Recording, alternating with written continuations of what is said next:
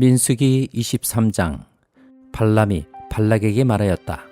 저에게 필요하니 이곳에다가 제단 7을 만들어 주시기 바랍니다.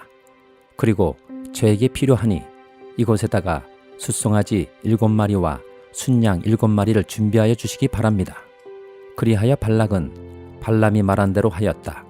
발락과 발람은 제단마다 숫송아지와 순양을 한 마리씩 바쳤다. 발람이 발락에게 말하였다. 임금님께서는 제물 곁에 서 계시기 바랍니다. 저는 가볼 데가 있습니다. 어쩌면 주님께서 저를 만나러 오실지도 모르겠습니다. 주님께서 저에게 밝히 나타내 주시는 것이면 어떤 말씀이든지 제가 임금님께 말씀드리겠습니다. 그러면서 발람은 오솔길을 걸어갔다. 하나님이 발람에게 나타나셨다. 발람이 하나님께 아뢰었다. 7제단을 제가 준비하였습니다. 그리고 각 제단마다 숫송아지와 순양을 한 마리씩 바쳤습니다. 주님께서는 발람의 입에 말씀을 넣어주시면서 발락에게로 돌아가서 그대로 말하라고 하셨다. 발람이 발락에게로 돌아와서 보니 발락이 번제물 곁에 그대로 서 있었다. 모압 고관들도 모두 그와 함께 있었다. 발람이 예언을 선포하였다. 발락이 나를 시리아에서 데려왔다.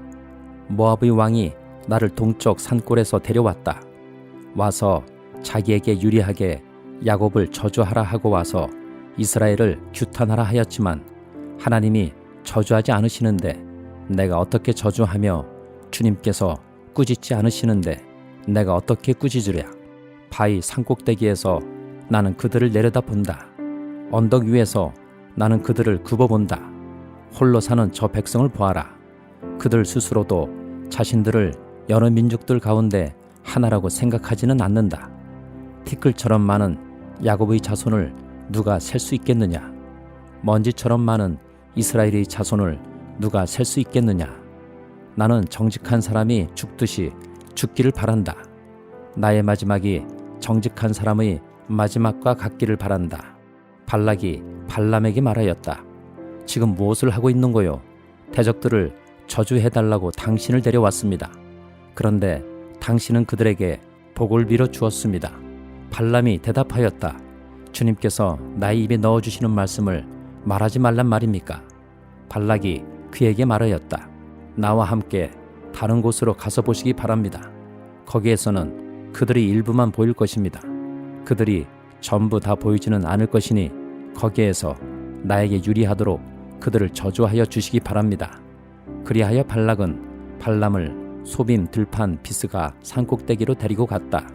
거기에다가 그는 7제단을 만들고 각 제단마다 숫송아지와 순양을 한 마리씩 바쳤다. 발람이 발락에게 말하였다. 임금님은 번제물 곁에 그대로 서 계시기 바랍니다. 나는 지난번처럼 주님을 만나 배워야 합니다. 주님께서는 발람을 만나셔서 그의 입에 말씀을 넣어주시면서 발락에게로 돌아가서 그대로 말하라고 하셨다. 발람이 발락에게로 와서 보니 발락이 번제물 곁에 그대로 서 있었다. 모압의 고관들도 그와 함께 있었다.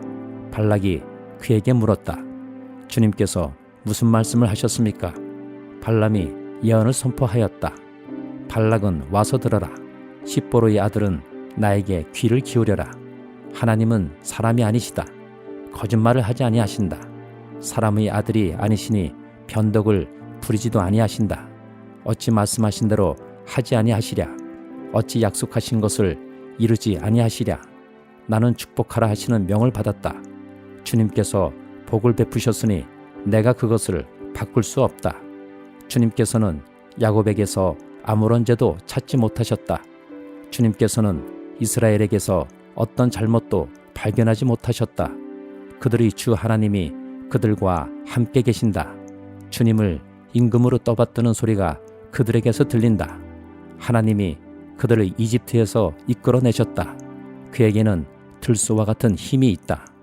야곱에 맞설 마술은 없다. 이스라엘에 맞설 술법도 없다.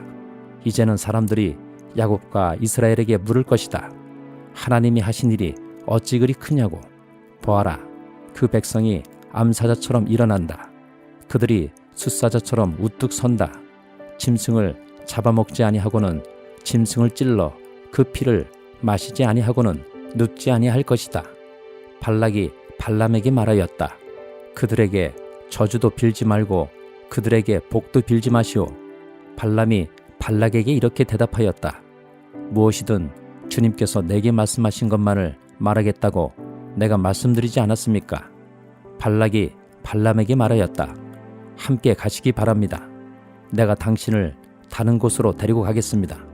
하나님 보시기에 올바른 일이면 거기에서 나에게 유리하도록 그들을 저주하여 주시기 바랍니다.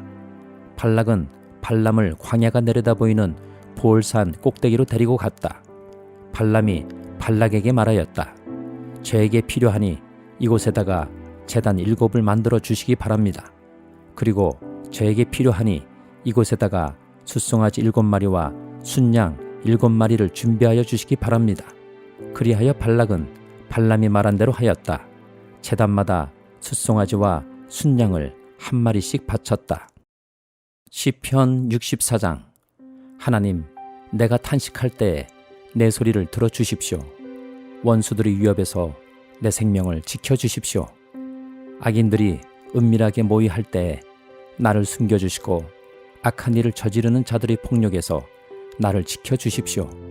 그들은 칼날처럼 날카롭게 혀를 버려 화살처럼 독소를 뽑아냅니다. 죄 없는 사람을 쏘려고 몰래 숨어 있다가 느닷없이 쏘고서도 거리낌조차 없습니다. 그들은 악한 일을 두고 서로 격려하며 남몰래 올가미를 치려고 모의하며 누가 우리를 보랴 하고 큰 소리를 칩니다. 그들이 악을 꾀하고 은밀하게 음모를 꾸미니 사람의 속마음은 참으로 알 수 없습니다. 그러나 하나님이 화를 쏘실 것이니 그들이 화살을 맞고서 순식간에 쓰러질 것이다. 하나님은 그들의 혀를 놀려서 한 말 때문에 그들을 멸하실 것이니 이것을 보는 자마다 도망칠 것이다. 그들은 모두 다 두려움에 사로잡혀 하나님이 하신 일을 선포하며 하나님이 하신 일을 생각하게 될 것이다. 의인은 주님께서 하신 일을 생각하면서 기뻐하고 주님께로 피할 것이니 마음이 정직한 사람은 모두 주님을 찬양할 것이다. 시편 65장. 하나님, 시온에서 주님을 찬양함이 마땅한 일이니 우리가 주님께 한 소원을 지키렵니다. 우리의 기도를 들으시는 주님, 육신을 가진 사람이면 누구나 주님께로 나아옵니다. 저마다 지은 죄 감당하기에 너무 어려울 때에 오직 주님만이 그 죄를 용서하여 주십니다. 주님께서 택하시고 가까이 오게 하시어 주님의 뜰에 머물게 하신 그 사람은 복이 있는 사람입니다. 그러므로 우리는 주님의 집, 주님의 거룩한 성전에서 온갖 좋은 복으로 만족하렵니다. 우리를 구원하시는 하나님, 주님께서 그 놀라운 행적으로 정의를 세우시며 우리에게 응답하여 주심으로 땅끝까지, 먼 바다 끝까지 모든 사람이 주님을 의지합니다. 주님께서는 주님의 힘으로, 주님의 능력으로 허리에 띠를 동이시고 산들이 뿌리를 내리게 하셨습니다. 주님께서는 바다의 노호와 파도 소리를 그치게 하시며 민족들의 소요를 가라앉히셨습니다. 땅끝에 사는 사람들까지 주님께서 보이신 징조를 보고 두려워서 떱니다. 해 뜨는 곳과 해 지는 곳까지도 주님께서는 즐거운 노래를 부르게 하십니다. 주님께서 땅을 돌보시어 땅에 물을 대주시고 큰 풍년이 들게 해주십니다. 하나님께서 손수 놓으신 물길에 물을 가득 채우시고 오곡을 마련해 주시니 이것은 주님께서 이 땅에다가 그렇게 준비해 주신 것입니다. 주님께서 또 밭일항에 물을 넉넉히 대시고 일항 끝을 마무리시며 밭을 단비로 적시며 돋는 새싹에 복을 내려 주십니다.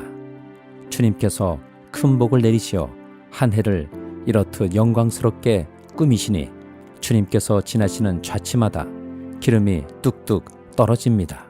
그 기름이 광야의 목장에도 여울져 흐르고 언덕들도 즐거워합니다. 목장마다 양떼로 뒤덮이고 골짜기마다 오곡이 가득하니 기쁨의 함성이 터져나오고 즐거운 노랫소리 그치지 않습니다. 이사야 13장. 다음은 아모스의 아들 이사야가 바빌론을 두고 받은 엄한 경고의 예언이다. 너희는 벌거숭이가 된 산 위에 공격 신호 깃발을 세우고 소리를 높여서 용사들을 소집하여라. 바빌론의 존귀한 자들이 사는 문들로 그 용사들이 쳐들어가도록 손을 들어 공격 신호를 보내라. 나는 이미 내가 거룩히 구별한 사람들에게 명령을 내렸고 나의 분노를 원수들에게 쏟아 놓으려고 사기가 충천한 나의 용사들을 불렀다. 저 소리를 들어보아라. 산 위에서 웅성거리는 소리다. 저 소리를 들어보아라. 무리가 떠드는 소리다. 저 소리를 들어보아라. 나라들이 소리치고 나라들이 모여서 떠드는 소리다. 만군의 주님께서 공격을 앞두고 군대를 검열하실 것이다. 주님의 군대가 먼 나라에서 온다. 하늘 끝 저 너머에서 온다. 그들이 주님과 함께 그 진노의 무기로 온 땅을 멸하러 온다. 슬피 울어라. 주님께서 오실 날이 가깝다. 전능하신 분께서 오시는 날, 파멸의 날이 곧 이른다. 날이 가까이 올수록 사람들이 손이 축 늘어지고 간담이 녹을 것이다. 그들이 공포에 사로잡히고 괴로워하고 아파하는 것이 해산하는 여인이 몸부림치듯 할 것이다.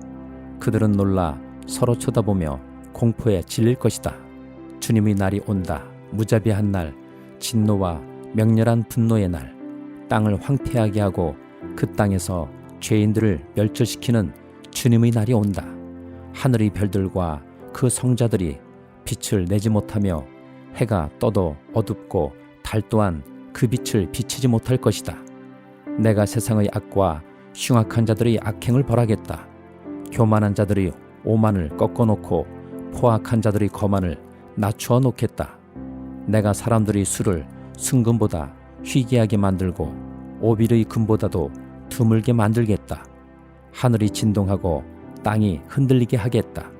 만군의 주님께서 진노하시는 날에 그 분노가 맹렬히 불타는 날에 이 일이 이루어질 것이다. 바빌론에 사는 외국 사람들은 마치 쫓기는 노루와 같이 모으는 이 없는 양떼와 같이 각기 제 민족에게로 돌아가고 제 나라로 도망칠 것이다. 그러나 눈에 띄는 자마다 모두 창에 찔리고 잡히는 자마다 모두 칼에 쓰러질 것이다. 그들의 어린아이들은 그들이 보는 데서 메어쳐져 갈기갈기 찢어지고 그들의 집은 약탈을 당하며 그들의 아내는 강제로 추행을 당할 것이다. 내가 메대 사람들을 불러다가 바빌론을 공격하게 하겠다. 메대 군인들은 은 따위에는 관심도 없고 금 같은 것도 좋아하지 않는다.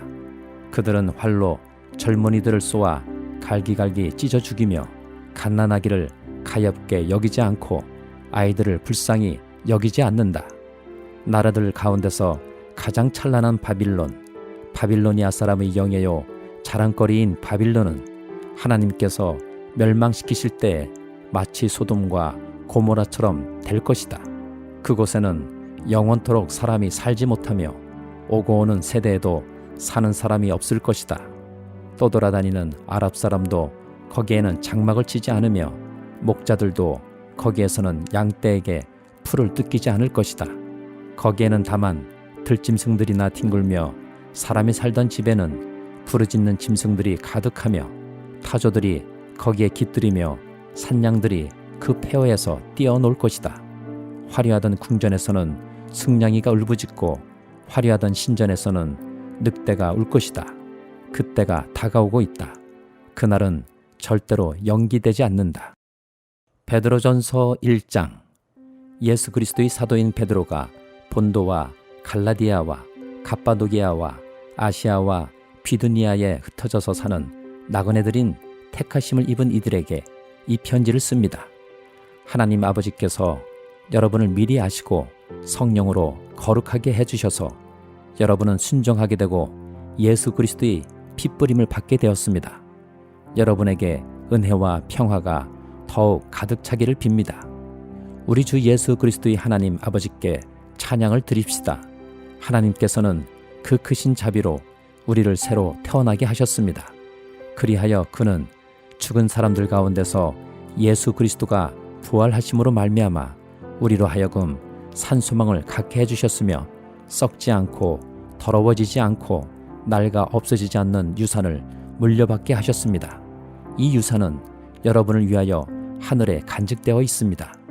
하나님께서는 여러분의 믿음을 보시고 그의 능력으로 여러분을 보호해 주시며 마지막 때에 나타나기로 되어 있는 구원을 얻게 해 주십니다. 그러므로 여러분이 지금 잠시 동안 여러 가지 시련 속에서 어쩔 수 없이 슬픔을 당하게 되었다 하더라도 기뻐하십시오. 하나님께서는 여러분의 믿음을 단련하셔서 불로 단련하지만 결국 없어지고 마는 금보다 더 귀한 것이 되게 하시며 예수 그리스도께서 나타나실 때 여러분에게 칭찬과 영광과 존귀를 얻게 해 주십니다. 여러분은 그리스도를 본 일이 없으면서도 사랑하며 지금 그를 보지 못하면서도 믿으며 말로 다 표현할 수 없는 즐거움과 영광을 누리면서 기뻐하고 있습니다. 여러분은 믿음의 목표, 곧 여러분의 영혼의 구원을 받고 있는 것입니다. 예언자들은 이 구원을 자세히 살피고 연구하였습니다. 그들은 여러분이 받을 은혜를 예언하였습니다. 누구에게 또는 어느 때에 이런 일이 일어날 것인지를 그들이 연구할 때에 그들 안에 계신 그리스도의 영이 그리스도에게 닥칠 고난과 그 뒤에 올 영광을 미리 증언하여 드러내 주셨습니다. 예언자들은 자기들이 섬긴 그 일들이 자기들을 위한 것이 아니라 여러분을 위한 것임을 계시로 알게 되었습니다.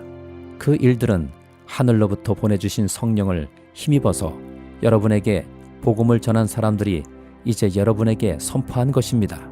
그 일들은 천사들도 보고 싶어하는 것입니다. 그러므로 여러분은 마음을 단단히 먹고 정신을 차려서 예수 그리스도께서 나타나실 때 여러분이 받을 은혜를 끝까지 바라고 있으십시오. 순종하는 자녀로서 여러분은 전에 모르고 쫓았던 욕망을 따라 살지 말고 여러분을 불러주신 그 거룩하신 분을 따라 모든 행실을 거룩하게 하십시오. 성경에 기록하기를 내가 거룩하니 너희도 거룩하여라 하였습니다. 그리고 사람을 겉모양으로 판단하지 않으시고 각 사람의 행위대로 심판하시는 분을 여러분이 아버지라고 부르고 있으니 여러분은 나그네 삶을 사는 동안 두려운 마음으로 살아가십시오. 여러분은 조상으로부터 물려받은 여러분이 헛된 생활 방식에서 해방되었습니다. 여러분도 아시지만 그것은 은이나 금과 같은 썩어질 것으로 된 것이 아니라 흠이 없고 티가 없는 어린 양의 피와 같은 그리스도의 귀한 피로 되었습니다. 하나님께서는 이 그리스도를 세상이 창조되기 전에 미리 아셨고 이 마지막 때에 여러분을 위하여 나타내셨습니다. 여러분은 그리스도로 말미암아 하나님을 믿고 있습니다. 하나님은 그리스도를 죽은 사람 가운데서 살리시고 그에게 영광을 주셨습니다. 그래서 여러분의 믿음과 소망은 하나님을 향해 있습니다. 여러분은 진리에 순종함으로 영혼을 정결하게 하여서 꾸밈없이 서로 사랑하게 이르렀으니 순결한 마음으로 서로 뜨겁게 사랑하십시오. 여러분은 다시 태어났습니다. 그것은 썩을 씨로 그렇게 된 것이 아니라 썩지 않을 씨, 곧 살아계시고 영원하신 하나님의 말씀으로 그렇게 되었습니다. 모든 육체는 풀과 같고 그 모든 영광은 풀이 꽃과 같다. 풀은 마르고 꽃은 떨어지되 주님의 말씀은 영원히 있다. 이것이 여러분에게 복음으로 전해진 말씀입니다.